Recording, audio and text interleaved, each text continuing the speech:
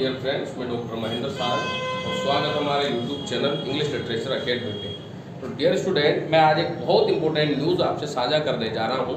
तो जो भी एमए के छात्र हैं, बीए के छात्र हैं, जिनके इंग्लिश लिटरेचर सब्जेक्ट है, वो विशेष रूप से ध्यान से देखें और समझने का प्रयास करें, क्योंकि मेरे पास कई सारे कमेंट्स आते हैं कि sir how to score 60% marks, कि हम आंसर कैसे लिखें, आंसर लिखने का तरीका क्या है। तो आज का मैं वीडियो इसी पे ही बना रहा हूं। देखो, if you want to be make your future as an assistant professor in English subject, तो you have to get the 60% plus marks, जिससे आपका गुड एकेडमिक रिकॉर्ड होगा। क्योंकि आजकल जो है वो असिस्टेंट प्रोफेसर में गुड एकेडमिक रिकॉर्ड मांगा जाता है। तो you have to follow these kinds of points which I am telling you to make the 60% या 60 प्लस मार्क्स इन एग्जाम। ये बहुत जरूरी है आपके लिए, तो आप इसको ध्यान से देखें और समझिए। आज मैं आपको कुछ टिप्स देने वाला हूं। तो देखो, अगर आपको एमए में 60 प्लस मार्क्स लाने हैं, तो सबसे पहले हमारे पास जो आता है वो आता है कि how to write better answer, कि मैं बेटर आंसर कैसे लिखूं। तो सबसे पहले आपको आंसर लिखने की तकनीक को जानना होगा कि मैं आंसर कैसे लिखूं। तो देखो, जब भी आप लॉन्ग आंसर रखें, तो पहली बात तो आपको यह ध्यान में रखना है कि आप जो भी पॉइंट्स, जो भी नॉवेल्स या जो भी ड्रामा या जो भी नॉन फिक्शन है, उसको ध्यान से पढ़ के जाओ। जो भी आपका पेपर है उसको बिल्कुल ध्यान से पढ़ के जाओ। मैं तो ये कहता हूं कि पॉइंट्स तो आपको ऐसी लर्न होनी चाहिए कि उसकी लाइंस भी आपको याद होए, ताकि आप उस लिटरेरी थ्योरी को बता सके। नॉवेल्स और ड्रामा को आप 5 मिनट का यूट्यूब पे वीडियो देख लिए, नॉवेल्स और ड्रामा के आंसर्स लिख रहे हो, और वो भी पीजी के एग्जाम में, और आप चाह रहे हैं कि मैं 60+ नंबर लेके आऊं, तो ये पॉसिबल नहीं है। कुछ परसेंट बच्चे इसमें ग्रो भी कर जाते हैं, लेकिन इसका मतलब ये नहीं है कि उन्हें नॉलेज है। अगर आपको बेटर नॉलेज चाहिए, जैसा कि मैंने कहा कि आप अपना फ्यूचर अगर असिस्टेंट प्रोफेसर के रूप में बनाना चाहते हैं, तो आपको ये फॉलो करना पड़ेगा।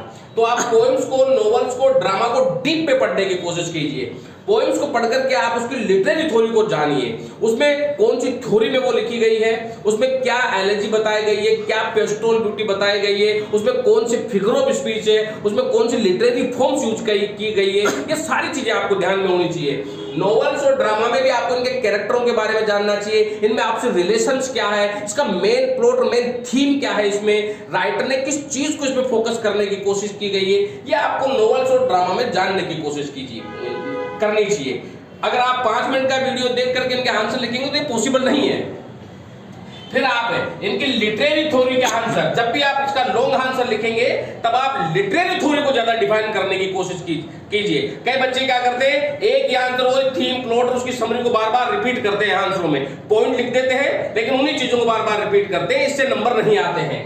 फिर आप उसमें उस ब्यूटी की, आपकी जो पोएम का, जैसे मान लीजिए आप पोएम का आंसर लिखते हो, उसमें ब्यूटी क्या है, इमेजिनरी क्या है, यूनिवर्सल ट्रूथ क्या है। ड्रामा आप लिख रहे हो तो उसमें कैरेक्टर क्या है, कैरेक्टर्स में क्या रिलेशन है, ड्रामा की थ्योरी क्या है, कौन से बेस पे ड्रामा लिखा गया है और किस चीज को उसमें बताया गया है, ये सारी चीजें। जैसे कि मैं शेक्सपियर का किंग लियर का ड्रामा हूं, ट्रेजेडी ड्रामा है।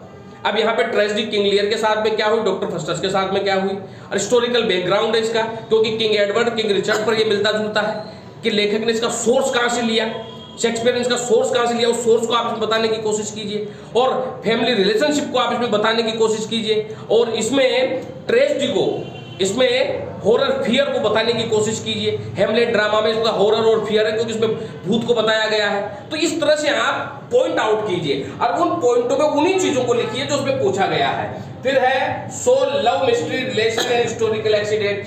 आप अगर कोई पोएम रोमांटिक है, जैसे डन की पोएम है, एमए प्रीवियस के जो छात्र हैं उनके डन की पोएम जो सारी लव और रोमांस को बताया गया है, तो लव और रोमांस की मिस्ट्री की कौन सी लाइन्स है उसको बताने की कोशिश कीजिए। जैसे कि सनराइजिंग में क्या बताया, रेल्यू में क्या बताया, कॉलोनाइजेशन में क्या बताया, ओ विपिंग में क्या बताया गया है, उस लव रिलेशनशिप को बताने की कोशिश कीजिए। और जैसा कि मैंने कहा है कि आप पोएम को ऐसे याद कीजिए कि पोएम के लाइन्स याद हो। अगर आप पोएम की लाइन्स लिखते हुए इनको दिखाएंगे तो आपको बेटर आंसर आपका होगा और आप अच्छे नंबर प्राप्त करेंगे। फिर यहाँ पे देखिए, यूज आउटलाइंस, पोएम की आउटलाइंस यूज कीजिए और डिफाइन लिटरेरी थ्योरी। तीसरा पॉइंट है कि क्लीन हैंड राइटिंग। दूसरी बात, हैंड राइटिंग क्लीन होनी चाहिए, वोकैबुलरी आपकी जो वर्ड यूज करें वो ऑथेंटिक होने चाहिए, सेंटेंस मेकिंग अच्छी होनी चाहिए आपकी। और चौथा पॉइंट है right answer in points. Points में आपको आंसर लिखना है। पांचवा पॉइंट है कंप्लीट वर्ड्स लिमिट। अच्छा, पांचवें पॉइंट में ध्यान दीजिएगा, बच्चे वर्ड लिमिट को कंप्लीट करें। कई बच्चे पहला क्वेश्चन जो है वो 300 वर्ड में लिख दिए, और दूसरा क्वेश्चन 500 वर्ड में लिख दिए, और तीसरा क्वेश्चन जो है वो 150 वर्ड में लिख के आ रहा है। ऐसा नहीं होना चाहिए। आप वर्ड को लिमिट को कंप्लीट करने की कोशिश कीजिए। छठा पॉइंट है don't repeat story answer again and again. हाँ, ये जरूर ध्यान में रखें। कई बच्चे क्या है स्टोरी को और प्लॉट को, थीम को, क्योंकि यूट्यूब से पढ़ के जाते हैं या उसकी समरी जान ले, उसकी थीम जान ले, उसी चीजों को बार बार रिपीट करते हैं, उससे नंबर नहीं आते हैं। तो आप इन चीजों से बचें। फिर है define main plot of the question. Question के मेन प्लॉट को डिफाइन कीजिए, जो पूछा गया वो दीजिए। कई बच्चे क्या करते हैं, राइटर का इंट्रोडक्शन ही 2 पेज में लिख करके आ जाते हैं, उसकी समरी 2 पेज में लिख करके आ जाते हैं, और जबकि उसने जो पूछा उसको बताते ही नहीं है। तो आप जो चीज पूछी गई है उस पर ज्यादा टारगेट कीजिए। राइटर का आंसर और उसका इंट्रोडक्शन जरूर दीजिए, लेकिन वर्ड लिमिट कम कीजिए। जो पूछा गया उसके बारे में ज्यादा लिखिए आप। फिर है complete answer with the conclusion and critical comment. और जब लास्ट में जब आप इसको समाप्त करें तो कंक्लूजन और क्रिटिकल कमेंट जरूर लिखें। क्रिटिकल कमेंट जब आप लिखें तो लिटरेरी थ्योरी को बचाइए। उसकी स्टोरी क्या है, सोर्स क्या है, थ्योरी क्या है, क्या साउंड है, क्या म्यूजिक है, उसमें कौन सी ब्यूटी को उसमें बताया गया है, कौन सी इमेजनरी इसमें बताया गया है, राइम क्या है, फिगर ऑफ स्पीच क्या है, लिटरेरी क्रिटिसिज्म क्या है, ये सारी चीजें आप उसमें क्रिटिकल कमेंट में बताइए। अलग अलग पॉइंट लिख करके बताइए। अगर आप इस तरह से आप फॉलो करेंगे तो मैं आशा करता हूं डेफिनेटली एग्जामिनर इन चीजों को नोट करेगा और आप 60% प्लस नंबर आप जरूर प्राप्त करोगे। तो वीडियो कैसा लगा, लाइक और सब्सक्राइब जरूर कीजिए। किसी भी तरह के इंक्वायरी के लिए आप मुझे जरूर फोन करें। जिन भी छात्राओं को ऑथेंटिक नोट्स, ऑथेंटिक क्वेश्चंस की जरूरत हो वो जरूर यहाँ से नोट्स खरीदें। यहाँ से जो नोट्स है वो मैंने खुद प्रिंट किए हुए हैं। क्लास नोट्स भी आपको मिलेंगे जिसमें आपको ऑथेंटिक आंसर मिलेंगे, और ये नोट्स आपकी परसेंटेज को ग्रो करने में आपकी जरूर मदद करेंगे। मेरा फोन नंबर है 9928669902 8963043836।